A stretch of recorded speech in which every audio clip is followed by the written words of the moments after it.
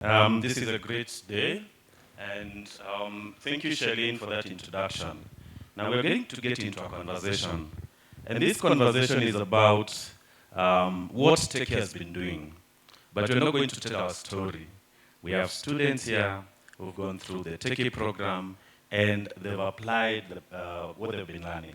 So we want to get to know what they've been going through, what they've learned, and how the experience is in the market.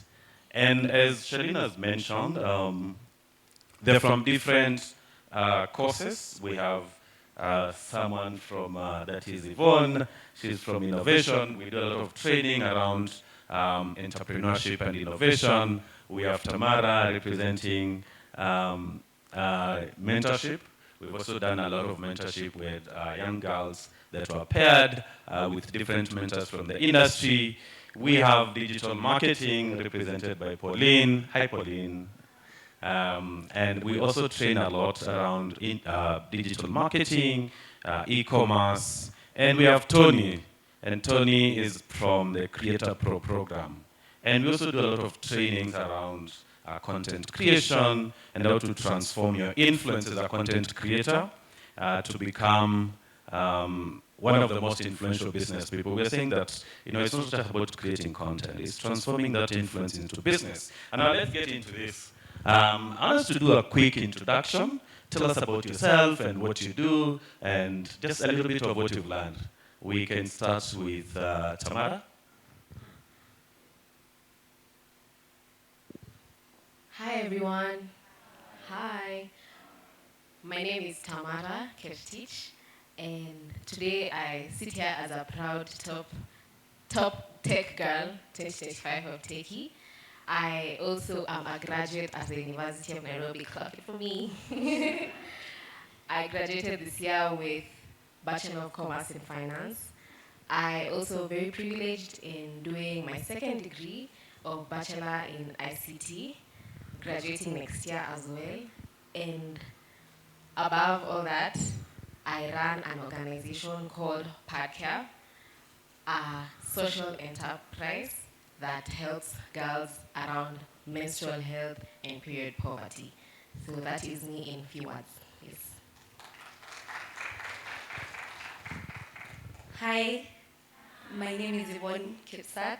I am a recent graduate. I graduated from JQuat and a Bachelor of Science in Computer Technology. And I also started a tech company called Tunza Analytics, where we help retailers mostly understand their data, and not only understanding their data, but we also give them insights. And I think that's it. And I'm realizing that me and Tamara were matching, and she was number 1 and I was number 2 in the top 25 digital. Hi everyone, my name is Pauline Muthoni. I am a professional in the digital marketing industry with slightly something else is I'm also a graduate from the University of Nairobi with 2 certifications, PR and SAPR, and a Bachelor of Arts in Political Science and Psychology. Apart from that, during weekends, you'll find me jumping off cliffs. Thank you. Hi everyone, my name is Tony Gaya. I am a tech content creator. I'm a man who wears many hats. I'm into tech. I am also a graphic designer. That's my current profession. I'm a graduate of JQuat. I graduated last year with a degree in Bachelor of Science in Information Technology. So for me, I love tech and design. I also started a startup with a group of friends for digital marketing stuff, building websites, graphic design, and also into digital marketing. It's called Launchcraft Hub, and I'm looking forward to get more clients during the year, so we just started. And also in the world of content creation, I've explored much thanks to Teki. I've also learned what I didn't know because I just started out fresh, and now I'm here to give my insights. Thank you. Great, thank you. Tony, you have the mic. You said you're looking for new clients. Yes. You should tell them your account for them to start following you. These are your clients. But as before you tell them your account, tell us, how did you get started? What inspired your interest in content creation, and how did you get started as a content creator? Well, first, I got into writing articles because that's also one way of, creating content verbally and trying to type words.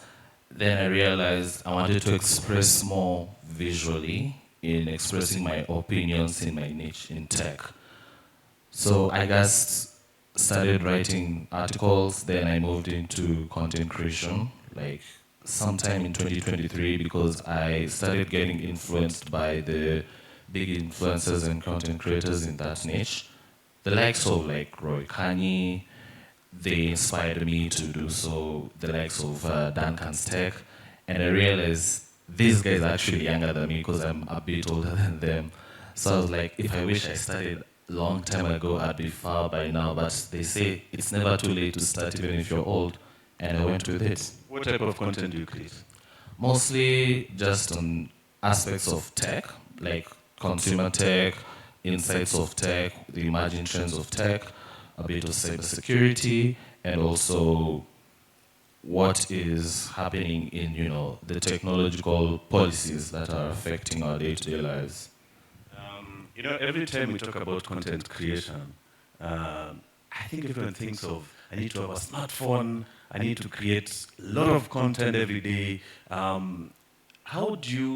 have you been able to grow? Do you have to create content every day? Do you have to have superior equipment? How did you get started in terms of equipment? I started with a phone because I told myself it will take some time to get an expensive camera. So back then I had an older Galaxy A series phone, and I was told you can start with that because the camera was at least decent. I didn't even have a tripod by then. I had to invest later, and those are the best tools to start with, and that's how I got better. And I would actually even encourage people to use what you have right now. Don't use like expensive equipment so that you can get high quality content, because just start small and grow bigger from there. Just start small with what you have. You don't need a tripod. Exactly.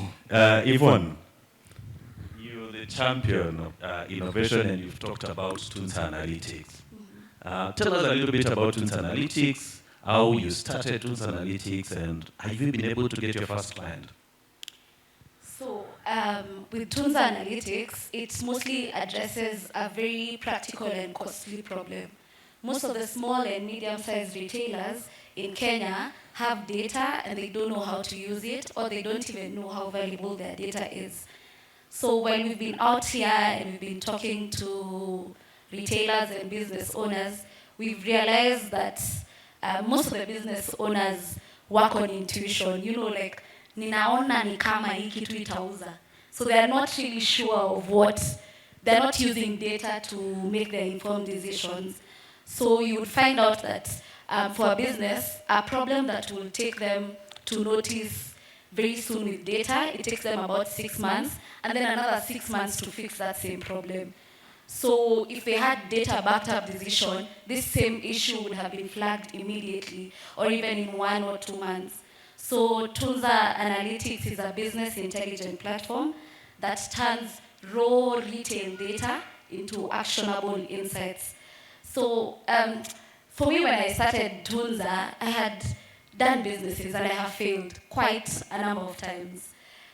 But then when the thing that I can remember the most is I had started this business and I went to do, it was a cocktail business, and we were doing vendorship at some place, and it was during COVID, and I had paid a hefty amount for a vendor space.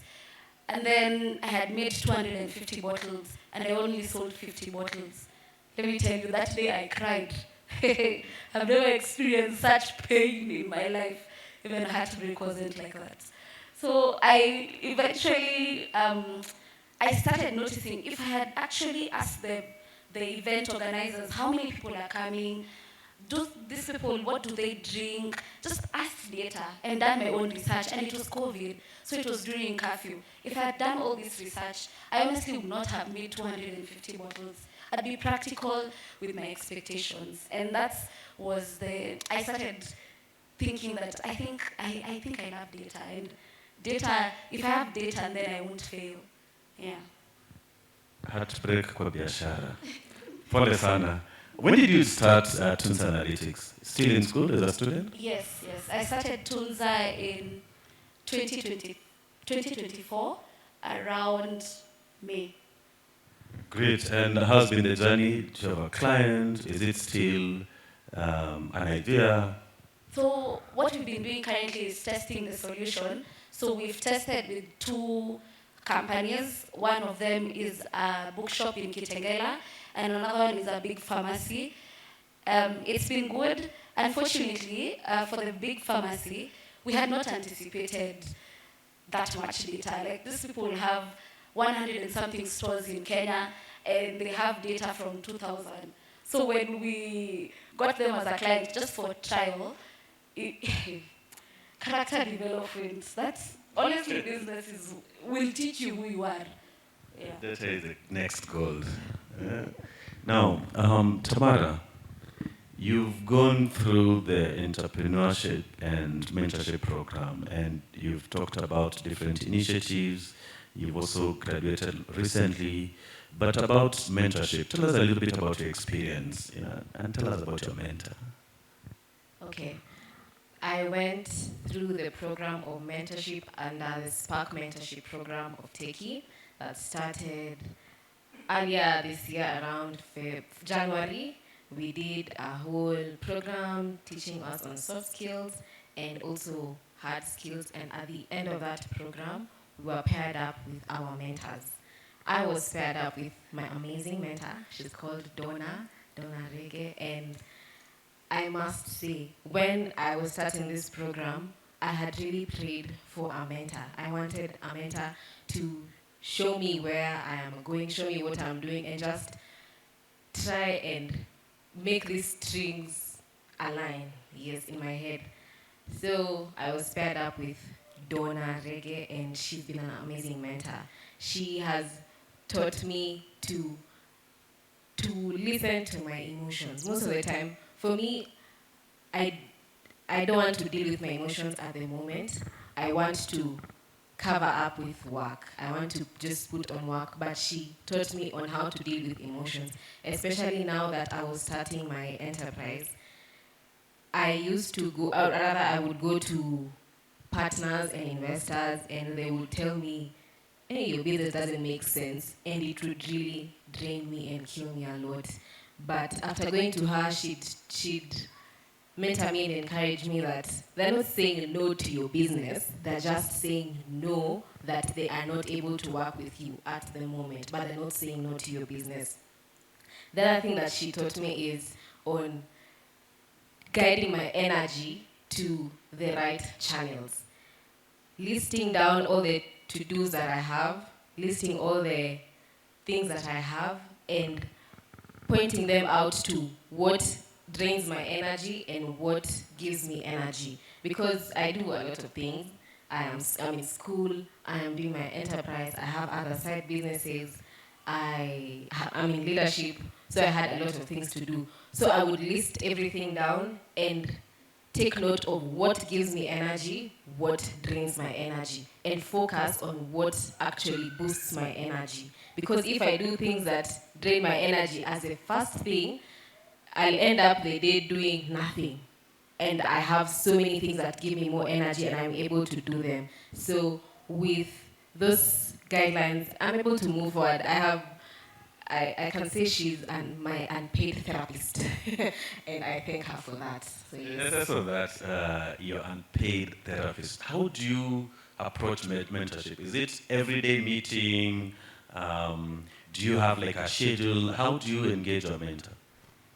How I engage my mentor is on occasionally. As we were starting, we used to do tulikuwa honeymoon stage. So we used to be talking every single day until I think life started lifing. So she transitioned to her new job. I was starting my new semester, starting now picking up with my enterprise.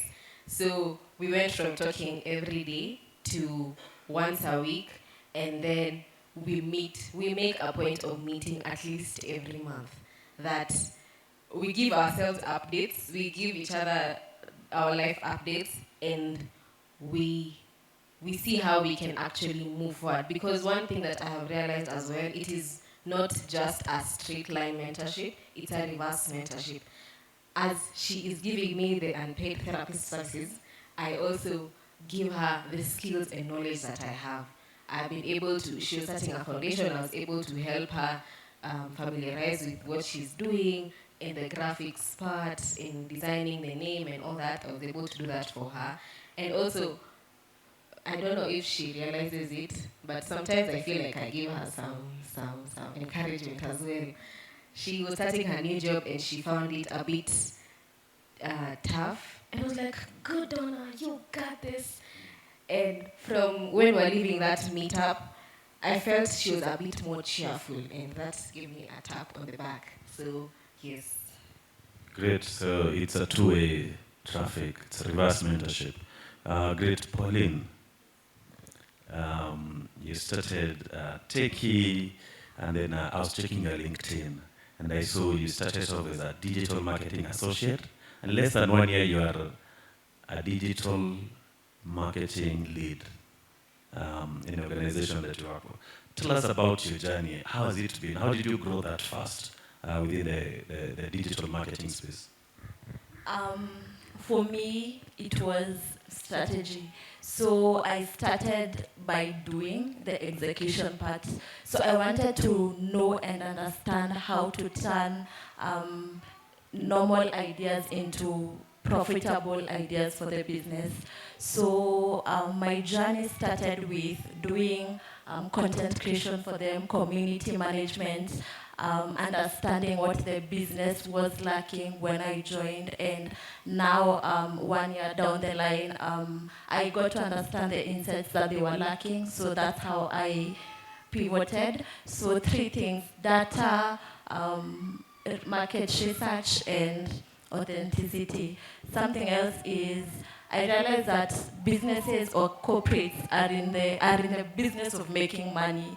So as a digital marketing associate, you're the one to drive growth in all these areas by understanding their audience and turning insights into data-driven strategies. Yeah. Great, you've talked about data, insights, and so many things. What did you learn from Teki, and how have you been able to apply it in the workplace?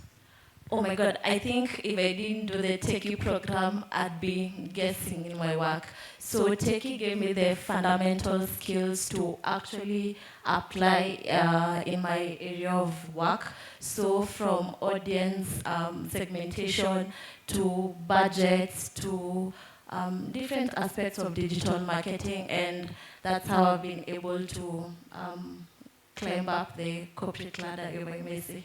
Yeah. Great, thank you. I know some of you have questions. Just write those questions down. We'll be coming to you. This should be a conversation. We need to learn as much as you can from these leaders. Now, you've talked about content creation, and I know you're in class. What did you learn from Teki, and how relevant is it? One of the biggest challenges we have with content creation today, and I think, is how structured it is. We've been talking to different people, and the question is, what do you teach about content creation? How can content creators go back to class and start learning? What have you learned, and how applicable is it in the market? Well, there are notable things that I learned.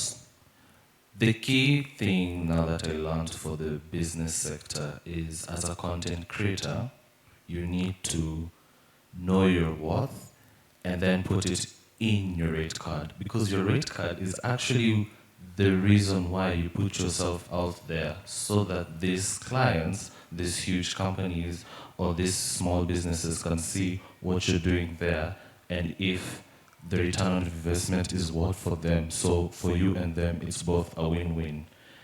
Other than the rate card, there's also the aspect of planning yourself, your structure of how you put out your content. like from research, and then do tests, and then you now put it into final results. This is also applicable to me as I do like my graphic design work. I realize that most companies and small businesses, they do rely on visuals to actually attract customers in the same way that content creators, people who are viewing your content, they need to learn about a certain topic leading into our product, and then they'll be like, it clicks to my mind, this certain creator talked about a certain product, let's say Safaricom's Be Live bundles. They will know more about it and they'll be interested to be a daily consumer of the bundles. So it's always about your call to action, which is another important factor that will drive clients to the business. You've talked about Safaricom and brands. Are you making money? Well, I'm looking forward to actually work with Safaricom. Yeah. Safaricom wamekusikia. Now, Tamara, you've talked about being the top 25 girl. You've talked about your enterprise. Tell us a little bit about your enterprise and you being the top 25 girl. Okay, I mentioned at the beginning that I run an organization called PADCA. PADCA is a social enterprise and a femtech that provides dignified and consistent access of sanitary towels to schoolgirls while also providing measurable impact and accountability to organizations and individuals who donate these sanitary towels to them. All this through our smart sanitary towel vending machine. We call it Anti-Flow. So what it does, we have a specialized vending machine or pad ATM that is installed in the girls' high school's dormitory, and with that, every girl is given access to 3 full packs of sanitary towels every month.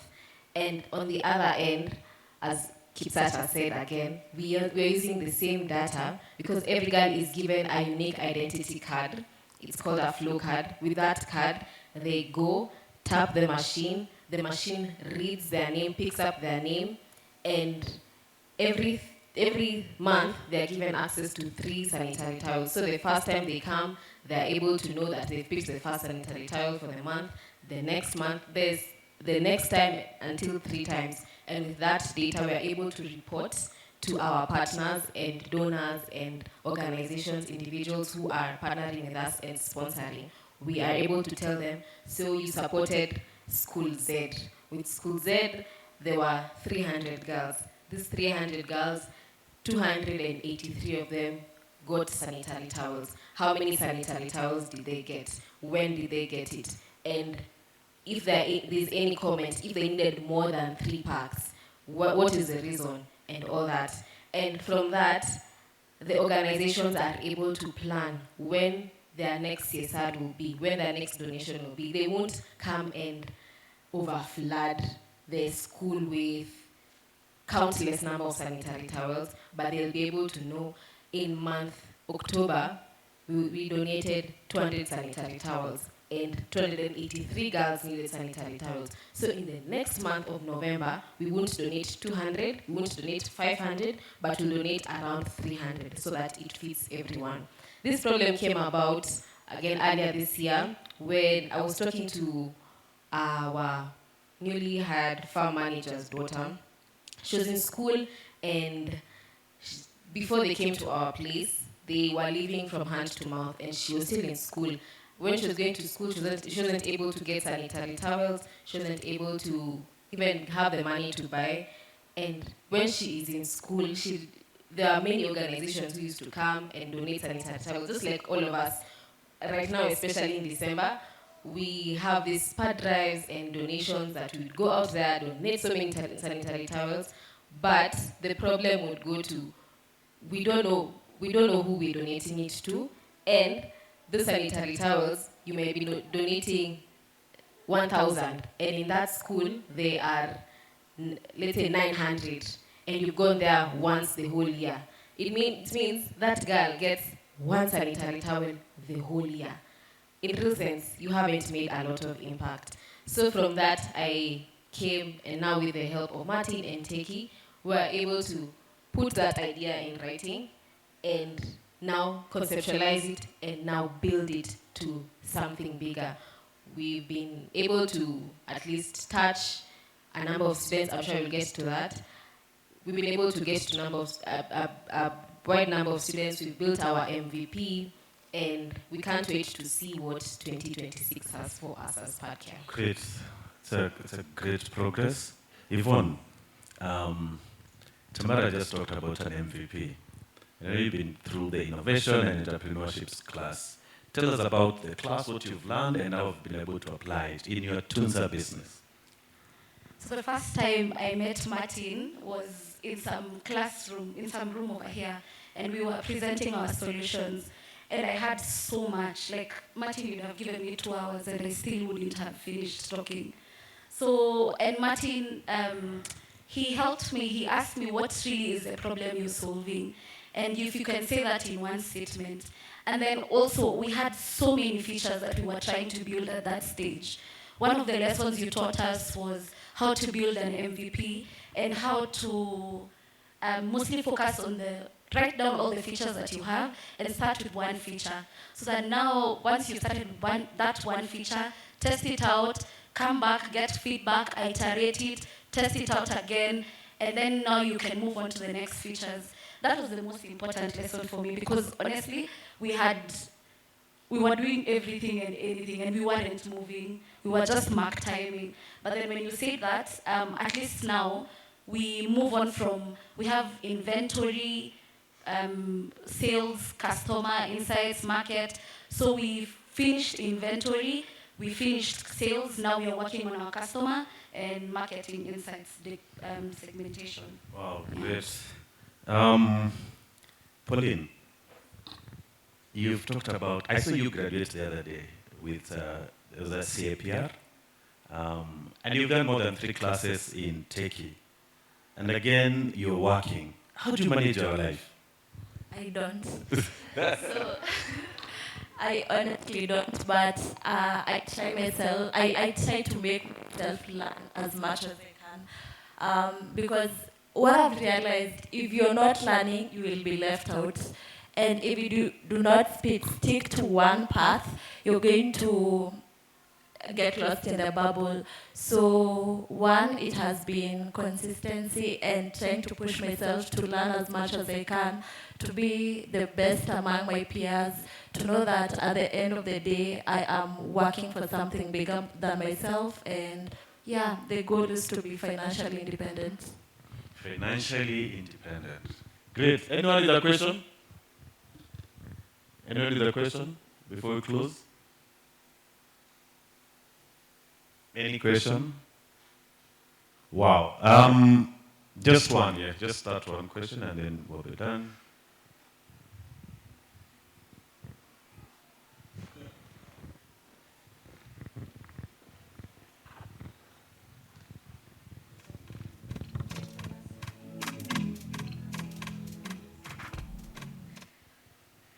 Hi everyone, I hope you're doing well. I love what the panelists are saying, very important insights.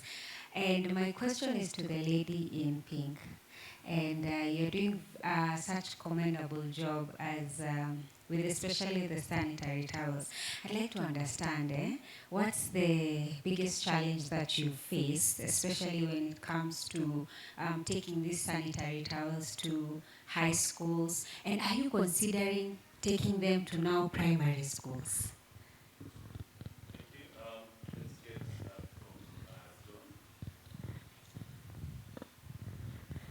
So big congratulations to panelists here. We are proud of you, the transformations you're doing. But I know there is one big question that the young people behind me are asking themselves, the issue of the bottom line. You know, you're not telling us, people are talking about their rate cards. So how are your companies, or how much are you getting? We need those kind of inspirations so that, you know, when we are saying we train, people are earning 50,000, 100,000, 1 million, we need to hear those words. I know it is a private thing, but if it is not bad enough, you can share with us, you know, your bottom line so that it can inspire other people. Thank you. who is willing to declare their wealth.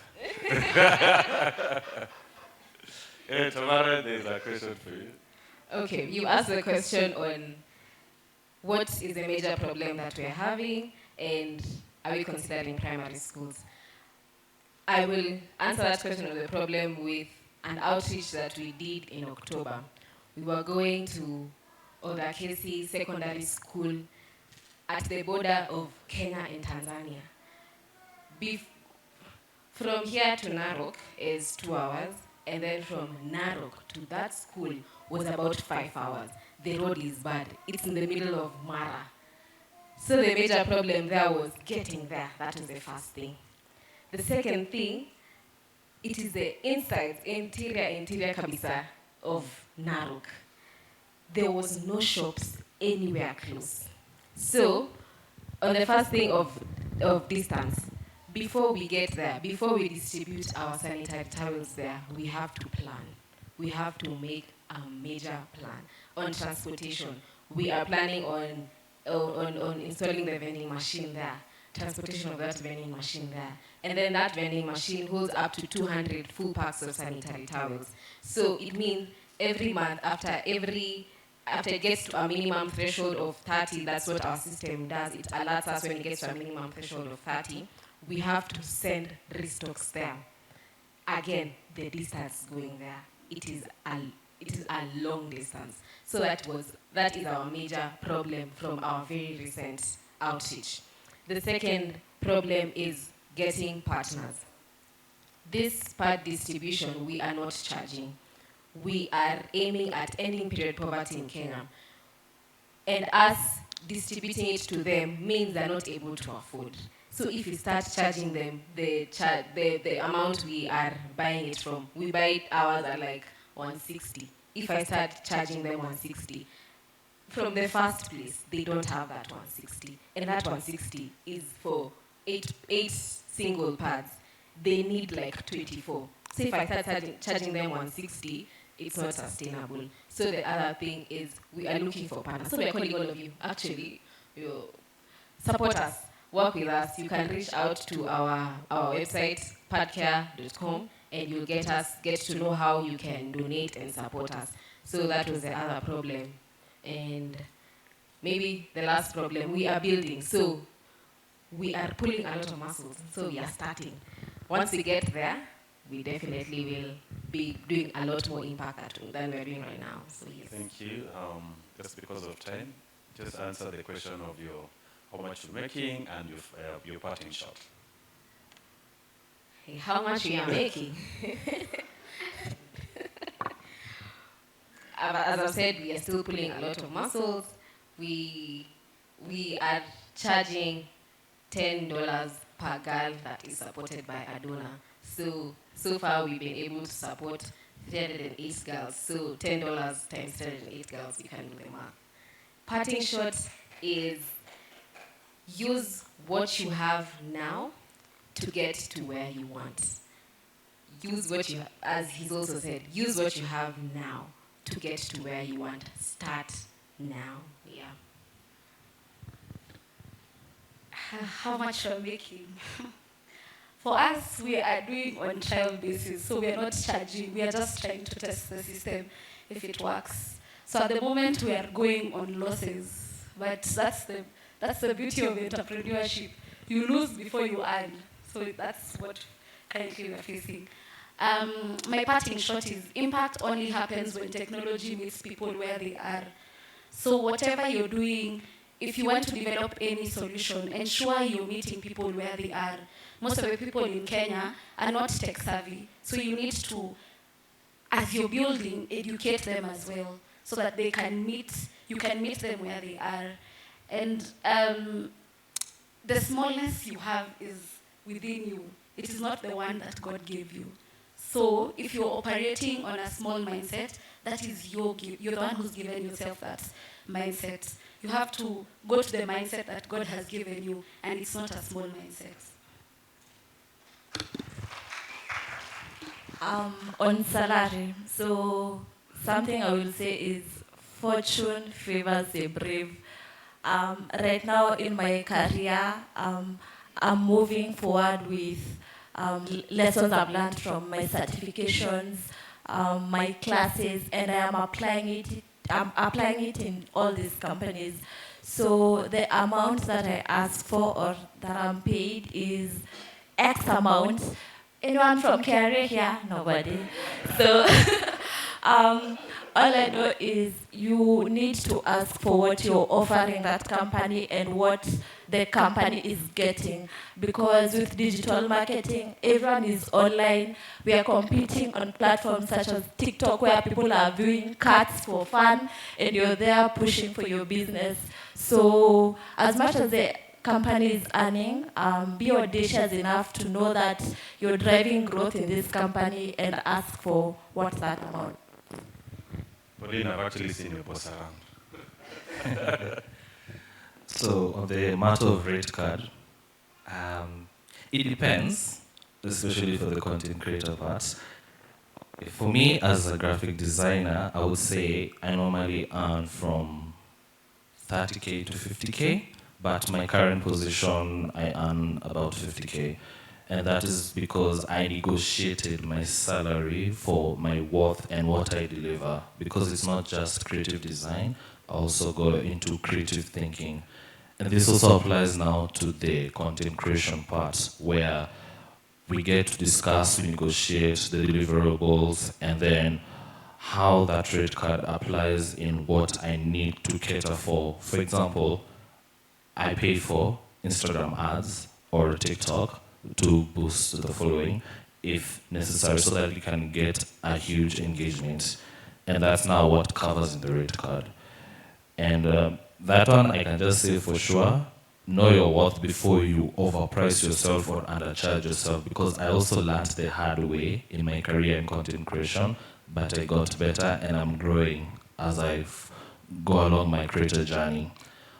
My parting shot would be, as a person who's grown up and influenced by technology, to the old and younger people, if you have the urge to create a story, because right now the world is looking for storytellers. I don't know if any one of you read Wall Street Journal. Companies are looking for storytellers. Well, that's a good opportunity, but this is something they should have done in-house instead of looking for external storytellers. And the reason is you too can be a storyteller in your own journey, otherwise you will actually not end up doing what you intend. So create content as much as you can, no matter how cringe it is, and you'll see the results, because I'm in a marketing world and it is very lovely. So many good things are happening, and companies also enjoying the fruits and creators are enjoying the fruits. Thank you. Great. Asanteni sana, thank you very much for those insights. You know, we've learned about MVPs, and at the initial stages of business, you don't make money, you test your business before you get to the next level. Pauline has told us about the skills that you need to acquire for you to negotiate for better rates. And Tanya talked about the rate card and different revenue streams. Asanteni sana for your insights. Tuwapigie makofi. Makofi tena.